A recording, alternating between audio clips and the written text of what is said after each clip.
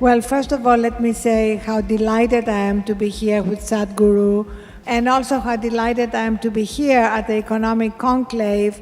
To cut a long story short, in 2007, 2 years into building the Huffington Post, I collapsed from burnout, sleep deprivation and exhaustion. I hit my head on my desk, broke my cheekbone, and that was probably the best thing that happened to me because it woke me up.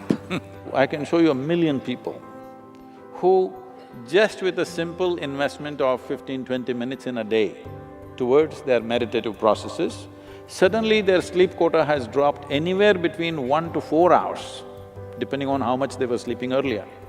And of course, the type of food that you're consuming, the type of thought process, the type of emotion, all that you have. So if you want to be at ease, the most important thing is a vibrant body, an open mind, a loving heart, and intensity of energy in the system.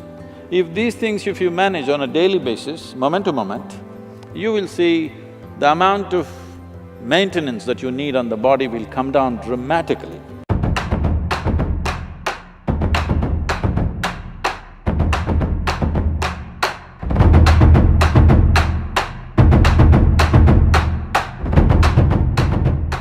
Why couldn't the whole thing be done in a few more extra online classes? Because what we want to do here is not to propound a philosophy, not to teach you a new ideology, not to convert you into a new religion, not even to give you a teaching. This is a transmission. If whatever we wish to do could be done by talking to you, we would have continued talking to you online. Because there is something that cannot be communicated in words, that's why we brought you here, because this is live, you're supposed to be alive to it. When you sit here, you sit here as a piece of life, because we can only work with life. Are you ready? If you come here as a throbbing piece of life, tomorrow will be a spectacular day for you.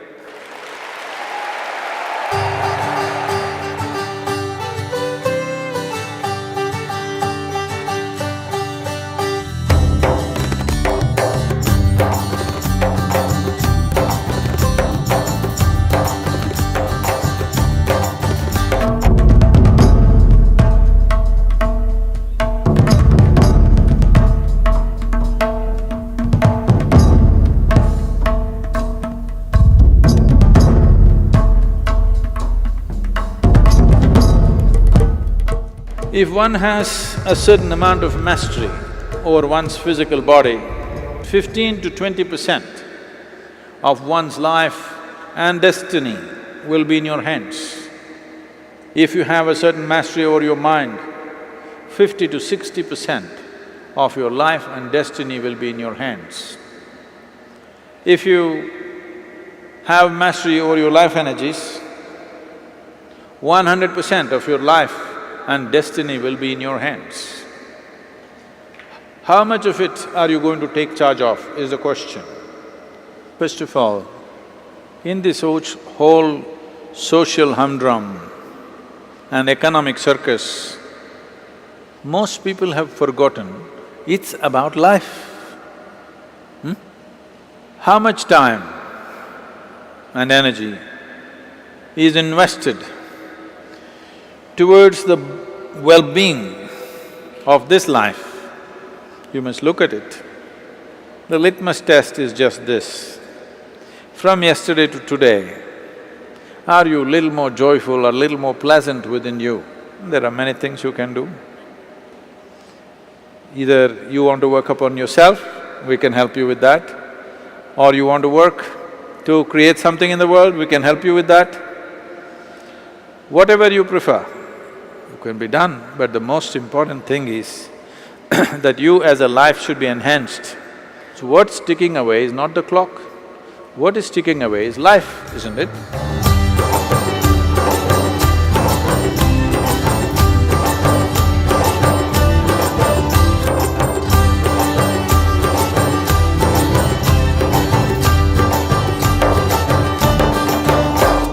because in ancient times we were a great nation. It is not just going to happen, it needs striving, even if we have the fundamentals. Now, coming to soft power or, reaching out to the world through culture, spirituality, music, dance and various other things, I think the most important thing in my opinion is that we should remove the tag Indian from it. They are seeking for pleasantness and profoundness of life. Somebody thinks it's in the temple, somebody thinks it's in the bottle, but they're seeking the same thing. There is a window of somewhere between 15 to 30 years' time. In this, if we don't make a serious turnaround in the human consciousness, you will see 90% of humanity will be on chemicals. Already to grow food we use chemicals, to purify water we use chemicals, our air is full of chemicals, water is full of chemicals, and everybody is on some kind of medication. Before a large number of human beings or a huge percentage of human beings become chemically controlled, we must turn human consciousness around. This is the responsibility of this generation. This is our time on the planet. What are we going to make out of it is our business.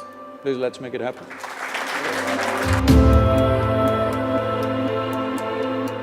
Nationalism as an idea is a very Western idea. For us, our sense of nationalism, as David rightly put it, it's a culture. What culture of what? Culture of seeking, culture of knowing, culture of truth, culture of liberation. And that's what we should stick to because that is where the future of the world is. The entire Rally for Rivers, the significance of it is just this. It is not economy versus ecology, but doing ecology in an economically sensitive way. This is not a protest, this is not some kind of agitation, this is to see how to engineer our nation in such a way that we will be a sustainable nation, at the same time a progressive nation. We are looking at projects here which will be mainly people movement. It is a people's movement that we can instigate with some kind of incentives from the government for 2 to 3 years, a limited amount of time. Within 3 years, if people shift to certain type of forestry, crops and other things, where farmers' income can rise in a big way. Just fixing MSP, just this support, that support, loan waiver is not really working. You just have to make living on the land a lucrative process.